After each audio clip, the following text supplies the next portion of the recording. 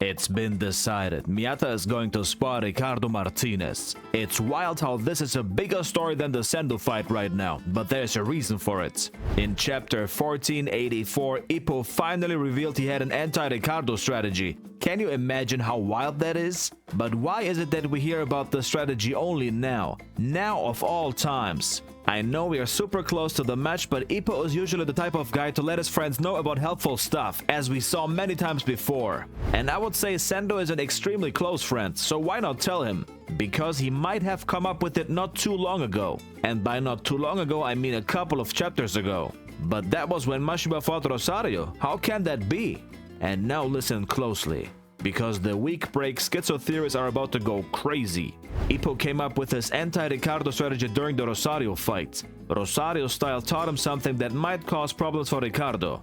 And I've explained before that Rosario is a foreshadowing event himself. Rosario has the same amount of letters as Ricardo. Both start with an R and end with an O. And when you look for names similar to Ricardo, Rosario is at the top of the list. This tells me at the very least that there's a metaphorical connection between those two.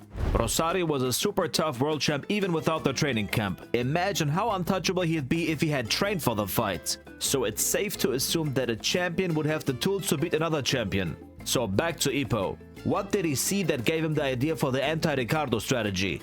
Now, let me cook.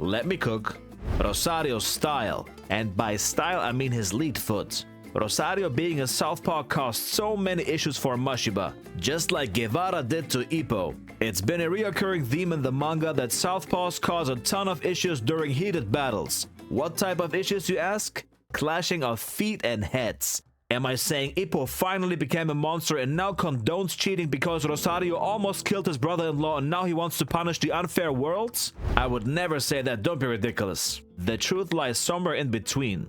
If we look at the real-life Ricardo Martinez, Ricardo El Finito Lopez, we can see an instance where he was headbutted and then went to the only draw of his career as a result. So already there's a scary similarity. I think Ippo is hinting at something that will disrupt Ricardo's rhythm. He might account for clashing of legs, or he just has a plan to mess with Ricardo's left hand. But how do you mess up someone who's perfect at all times? How do you counter a punch that's always sharp and timed like a business schedule? There has to be a raw and violent element here. And of course, we've never seen Ricardo against a southpaw either. Billy McCallum is right-handed, so is Date, so is Alfredo, so is Ippo, so is Sando, and so is Wally. So we don't even know how Ricardo reacts to a southpaw. Depth perception is the most important thing when it comes to boxing, especially for a counterpuncher. So what if Ricardo loses his sight due to a cut? I think Wally's plan to take Ricardo's eyesight was the perfect route. Once he has a cut above one of his eyes, his depth perception and thus reaction time falls off. Of course, it's easier said than done. But I don't see any technical strategy where you set up punches to catch Ricardo with something. Neither basic stuff like going to the body and then up top. That is all accounted for with him. We need to start cheating to get out of the hood, boys. Are you with me or what?